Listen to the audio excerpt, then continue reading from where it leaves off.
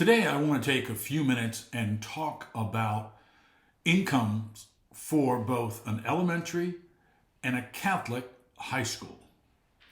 Now, when you start thinking about income, you automatically think about tuition. But there are other sources of revenue in addition to tuition. We're going to look at all of the various categories and all the different ways that money is generated and comes into the school.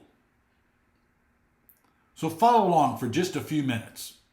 On the screen, you'll see information regarding the various revenue accounts in a school budget. Now, in this particular case, it is a Catholic school. You'll see in column A, the account number. In column C, the brief description of that account, and then the dollars associated with it. So here, account 4110 is tuition for Catholic school students. That means they are part of the parish. The income that the school is expecting is $3,040,000. Now, if you look at account 4120, you'll see tuition non-Catholics. Many Catholic elementary schools have additional fees for those students who are not Catholic. Now, you'll see the fee here that's expected, the income, the revenue, is $585,000. This school also has a preschool. They're expecting $150,000.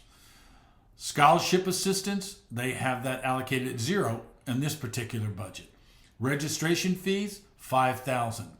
Course fees, $182,750. They have a book fee. Other fees, after school fees of $120,000.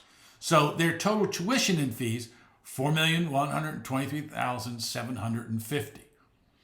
Now, you look to the next section here, you'll see tuition assistance. They're expecting to give out $12,000 in tuition assistance. They're not expecting to refund any tuition, but they do expect that there will be uncollectible tuition of $15,000. So the way this budget is set up, $27,000 has to be taken from this fees for tuition because that's a negative, not a positive. And as a result, their tuition and fees net should be $4,096,750. Now, there are other line items under revenue, parish support. Now, in this particular school, they're getting $304,000 from the parish. That's becoming more and more unusual these days. Now, there's also income from parents' organizations because of different events that they hold. You might also be getting grants from outside organizations. Now, in this case, you'll see $30,000. Annual giving, $75,000. Major gifts, $25,000. Special events, $5,000. This school doesn't appear to have an endowment, and they don't expect any bequests or memorials. So total fundraising income would be $185,000. Now, some schools rent their facilities. So on this line, you'll see rental of school facilities, summer programs, sale of surplus equipment, contributed services. That means that if you have a sister or a priest who is working in your school, they do not take the full salary in most cases. Therefore, you need to put the difference between what they would make if they were a layperson and what they are in fact giving, because it really is almost a contribution to the school. But this school does not have that, therefore it's zero. So they're looking at zero for total other income. Now, many schools have yearbooks, so you've got to count that as well. So they have yearbooks. This school has a play, so they're looking at $400. Religious activities, $575. Graduation fees of $450. Other student activity, zero. So for the activities non-athletic, $1,700. Now, this school doesn't have any athletic events that they charge money for, but if you did, you would put those fees, those income, in this particular category here. Now, the bookstore doesn't really generate any money, but their cafeteria certainly does. Their food services, their cafeteria is expecting to bring in $180,000. They don't have vending machines, and they don't have any buses. Therefore, those line items are zero. So total student services is $180,000. So total, all the other operating revenue, $181,700. Now, many schools have their own checking accounts. Therefore, if you get income from that, or you have other investments, again, such as endowments or other things, you would put those in this category. And we'll talk about those a little bit later in the semester. But the total revenue, you take all the money that's collected in the name of the school, they're expecting $4,767,450. It's important that you understand that as principal, you are responsible for ensuring that the revenue goals are met. Because if the revenue goals are not met, then you'll have a hard time paying your bills and, most importantly, paying your faculty.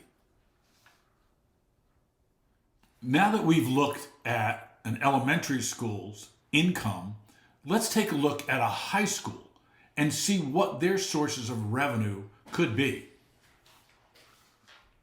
Looking at the screen, you'll see information regarding the income for school. In this particular case, it happens to be a high school.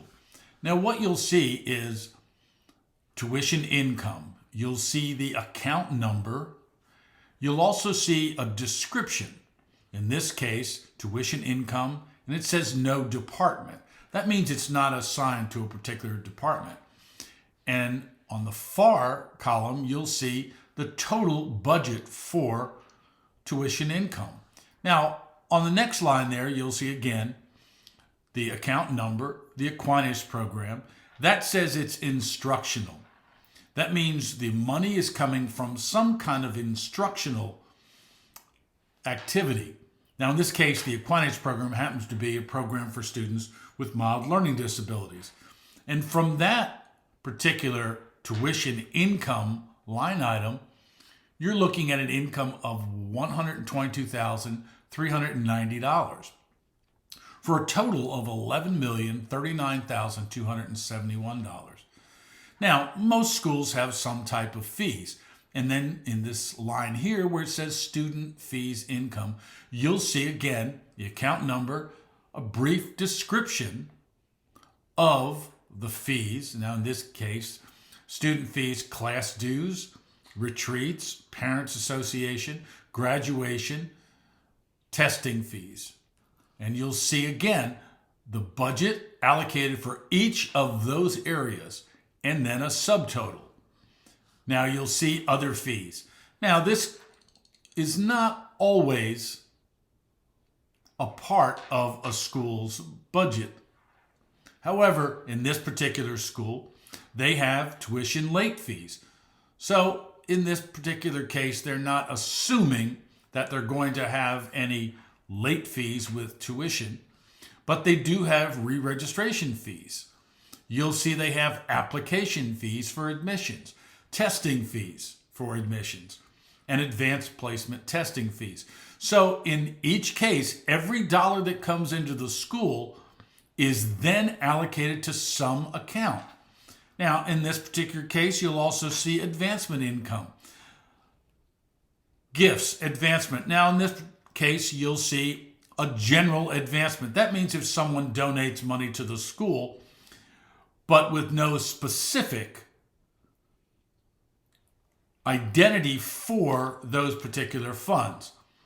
Gifts from alumni, gifts restricted. That means if somebody comes in and says, well, I want to buy all new computers for the teachers, that could be a restricted gift because they want their donation to go specifically for a particular thing.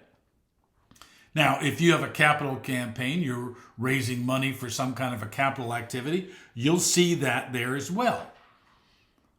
Now, you'll see the next line item, student services income, school store income, uniform income, dining services, vending machines, and school bus.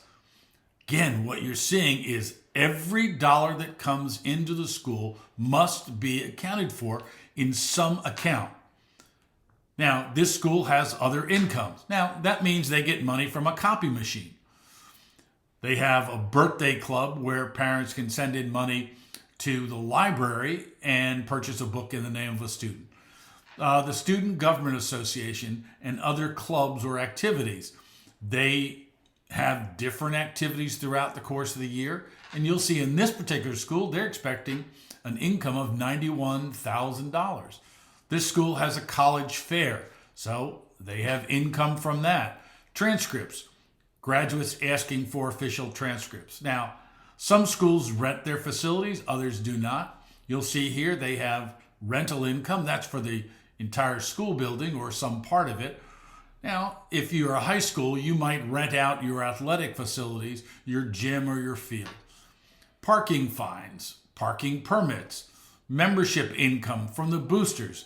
In this school, they have an athletic boosters association, and they're looking at that income from that group. Concession income, textbook income, yearbook tributes, athletic gate receipts, academic athletic camps, investment income, miscellaneous income.